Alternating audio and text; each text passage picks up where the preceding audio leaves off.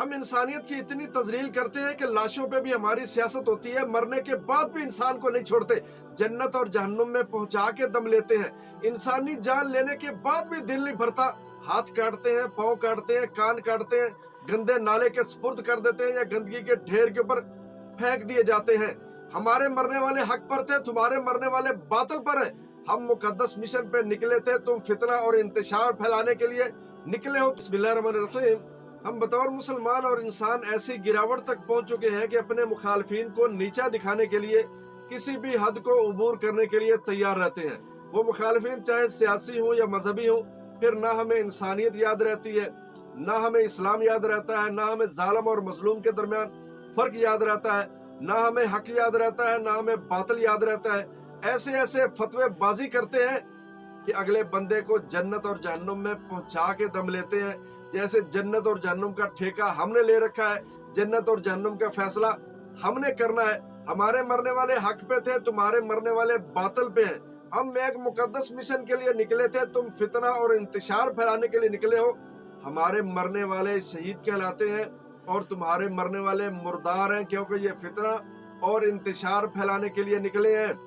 ایک بات یاد رکھے، جو بھی جماعت، گروہ، فرقہ یا ملک کسی بھی مقصد کے لیے کام کر رہے ہیں، اس مقصد کے حصول کے لیے ان کے جو لوگ مارے جاتے ہیں وہ ان کو شہید کہتے ہیں، حق پہ کہتے ہیں، سچ پہ کہتے ہیں، وہ مسلمان ہو یا غیر مسلم ہو۔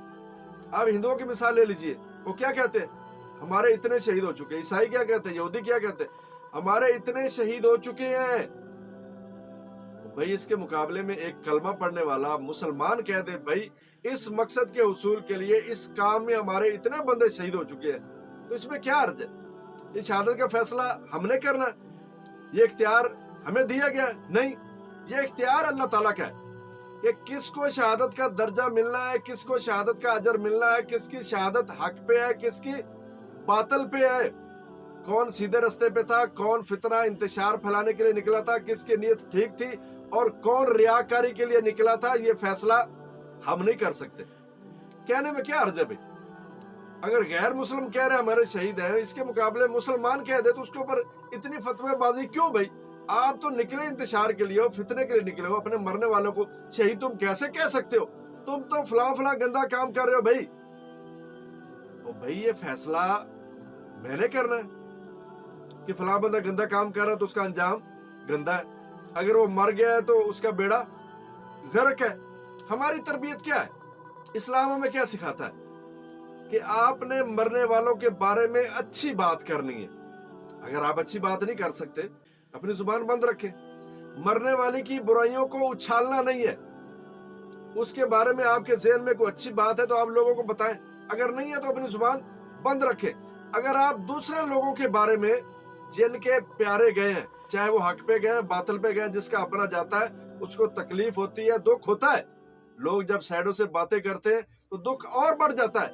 جب آپ دوسروں کے بارے میں باتیں کریں گے تو وہ مقابلے میں آپ کے بارے میں باتیں کریں گے تو پھر پریشانی ہوتی ہے۔ جب آپ کسی کے جھوٹے کو، آپ کے نزدیک چاہے وہ جھوٹے ہیں، ان کے نزدیک وہ سچے ہیں، اسلام کیا کہتا ہے، قرآن کیا کہتا ہے؟ آپ کسی کے جھوٹے خداؤں کو بھی برا بھلا مت کہو، گالی مت دو۔ کیوں؟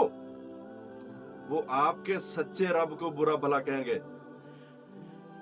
آپ کسی کے مرنے والے کو برا بھلا کہو گے تو جو آپ کے مقدس مشن پہ نکلے تھے اور اپنی جان قربان کر گئے، شہید ہو گئے، جب وہ کہیں گے کہ بھئی آپ کے مرنے والے بھی ایسے ہیں، پھر ہمیں تکلیف ہوگی۔ یہ میں نہیں کہہ رہا، یہ قرآن ہے۔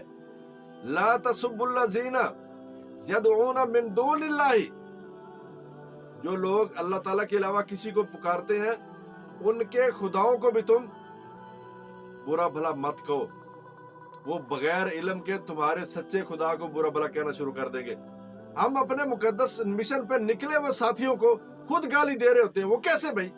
آقا اسلام نے فرمایا انسان اپنے باپ کو گالی دیتا ہے۔ صحابہ کہتے ہیں حضور اپنے باپ کو گالی کیسے ہو سکتی ہے؟ فرمایا وہ کسی کے باپ کو گالی دیتا ہے گویا وہ اپنے باپ کو گالی دے رہا ہے۔ جب آپ کسی کے مرنے والے کو برے القابات سے نوازیں گے تو وہ بھی جواباً آپ کے مرنے والوں کو برے القابات سے نوازے گا۔ تو گویا فیصلہ کیا ہے؟ حدیث کیا ہے؟ गोया आप अपनी जुबान से अपने ही चाहने वालों को, अपने ही मरने वालों को बुरा भला कह रहे हो।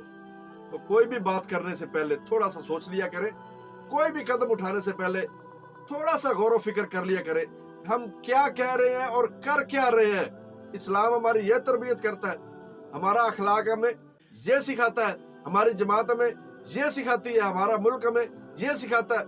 नहीं भाई, जब आप अपने बारे में अच्छी बात सुनना पसंद करते हैं तो दूसरे लोग भी अपने बारे में अच्छी बात सुनना पसंद करते हैं।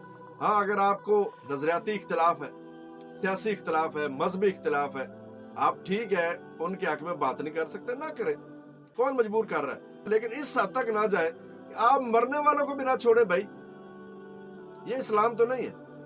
ये कौन सा इस्लाम है? इस्लाम तो और डायरेक्शन दे रहा है, कुरान और कुछ कह रहा है, हदीस हमें और तरफ लेके जा रही है। लेकिन मेरी चाहत, मेरा दिल, मेरा कुंभा कमीला, मेरा गिरोह, वो मुझे किसी और पे साइड पे धकेलने की कोशिश कर रहा है। तो कामयाबी भाई इस्लाम को फॉलो करने में है। जन्नत और जहन्नम, शहादत, यह रब तआला का फैसला है। किसकी कबूल होगी, किसको जन्नत में जाना है, किसकी रियाकारी है जहन्नम के अंदर फेंका जाएगा, ये रब तआला पे छोड़ दे। अल्लाह के इख्तियार खामखा अपने हाथ में लेने की नाकाम कोशिश मत करें। अपना बेड़ा करके भी करेंगे और दूसरे लोगों को भी इस दलदल के अंदर फंसाते चले जाएंगे। हम देख ही रहे हैं सोशल मीडिया के ऊपर एक तूफान बदतमीजी मचा हुआ है। हमारे शहीद फलां है, तुम्हारे शहीद फलां है, हमारे शहीद ऐसे थे, तुम्हारे मरने वाले ऐसे हैं, हम मुकद्दस मिशन पे, तुम फितरे इंतशार पे।